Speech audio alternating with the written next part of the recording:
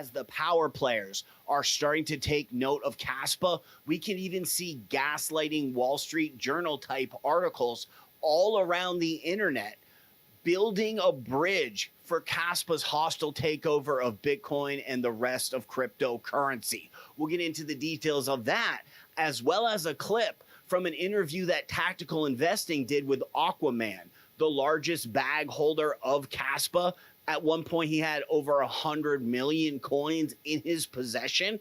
His take on Caspa is identical to the one we expressed last week.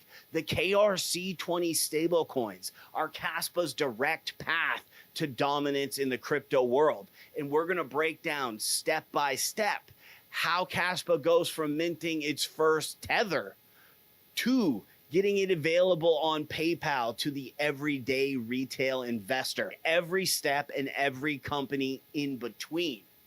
First, breaking down every bullish catalyst in store for Caspa. We've got the Marathon digital collaboration. This can up the hash rate substantially. The 10 BPS upgrade hasn't even taken place yet. Once it does, you'll be seeing people all over Twitter showcasing how lightning fast this network is compared to others in real time. We've got a tier 1 exchange sometime in 2024, early 2025. Smart contracts. Jonathan Saplinski has been diligently working days and nights building the Caspa smart contract platform to be something new, to change the face of cryptocurrency as we know it. And what we're going to get into the most detail on today, the KRC20 inscriptions. This is putting stablecoins on Caspa for your everyday investors. Starting off with this snippet from Aquaman. Stablecoins on Caspa are going to be more decentralized by far, by multiples of magnitude than Solana, Ethereum, or Tron. It's going to be more secure by multiples of magnitude, mainly because they're all proof of stake. And then it's going to be even a lot faster than Solana or Tron. So there's going to be, once exchanges adopt deposit and withdrawal with the Caspa network, and once USDT and USDC are on the network, there's going to be no reason to use any other network. No. The reason people still use Ethereum versus Solana, because it's slower and more expensive, is they think it's more secure. But once something more secure comes along, there's no reason to use Ethereum. Once something faster and cheaper comes along, there's no reason to use Solana or Tron. Right. So my bold prediction is that the Caspa network, probably within a year or two, is going to assume 70 to 100% of stablecoin transactions, which is $1 billion in volume per day. So because these two things are happening in the next few months, which are incredible technological feats for the digital asset space. Right. And then you have DAG-Knight development, you have native smart contract development. I personally believe Caspa is going to top out near $10. Aquaman was emphasizing the strength of Caspa having Tether and Circle running on its network. We're going to take his hypothesis a step farther using step 19 of the 24-point checklist, which is about analyzing wallet types. So we realize that one of the most dominant wallets for Caspa is Tangem. They even once had a Caspa-themed Tangem wallet. Right now, if you do any in-wallet transactions inside the Tangem wallet, you can do those utilizing MoonPay. Right now, MoonPay is actually getting hooked up with PayPal. A lot of people in crypto were shocked this was taking place as we speak because of all the SEC's regulation that's recently been happening. But PayPal, being a power player anyway, wasn't afraid of Gary Gensler or the SEC, and they went through with the MoonPay deal. Here's how this all gels together for Caspa. Right now, anyone who uses one of these affiliate marketing discount codes to save a few dollars off their Tangem purchase, whoever supplied that affiliate marketing code will give $5 in Tether on the Tron network.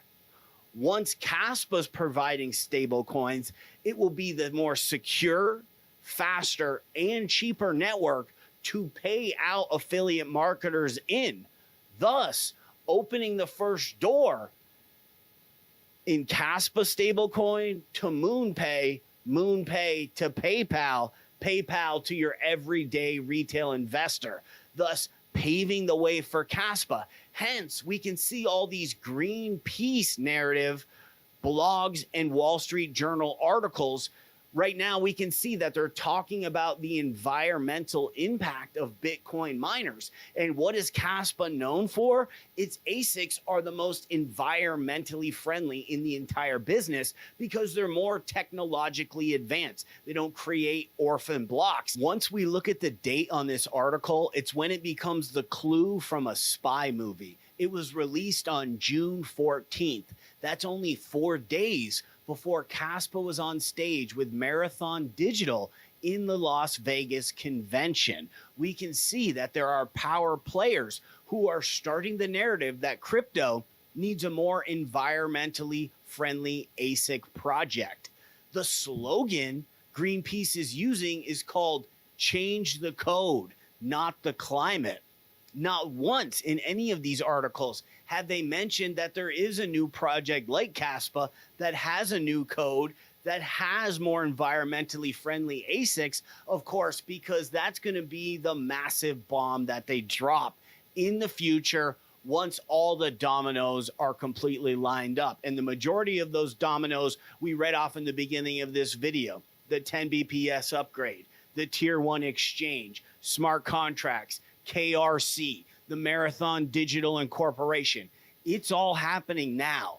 And our hypothesis from a year ago on how big Kaspa was going to be, this may just be a shadow compared to how big it actually gets. Victory for the Kaspa community. We've recently driven away GameFi content creators who are latched on to Kaspa, looking for new investors about to sink their teeth into a quality project, and instead shilling them rug pulls, Lit Labs, Hello Labs. The list goes on and on. Because we put a spotlight on their activities, these gentlemen are now targeting meme coin investors, and they haven't been doing any uploads in Kaspa since we started calling out their actions. Inside a real VIP group, none of the buy alerts happen in the middle of a breakout. All the trades get planned in advance, and there's also detailed research going into every project. We have a 24-point checklist,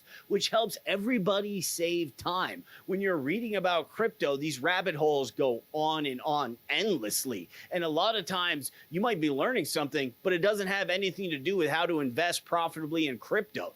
The 24-point checklist is meant to keep your research on task. Today, we use 2 major points: step 19, analyzing the wallets, as well as step 13, strategic partners, paving the path for the KRC20 inscriptions. We used other categories to make the hypothesis that Marathon would be interested in getting their hands on Kaspa. Of course, this happened a lot earlier than we had expected. This bull run is going to be out of this world. The most advanced traders enjoy hiring somebody on. Meanwhile, they're busy researching their own niche in the crypto field.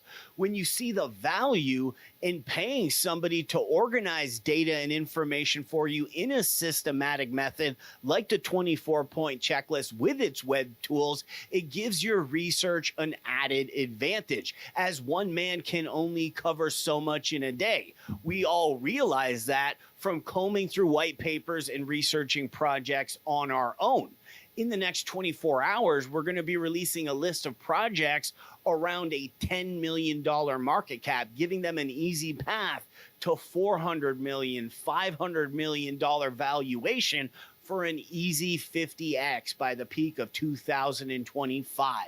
That'll be released in the next 24 hours. Thanks for checking out this video. We'll catch you on the next one.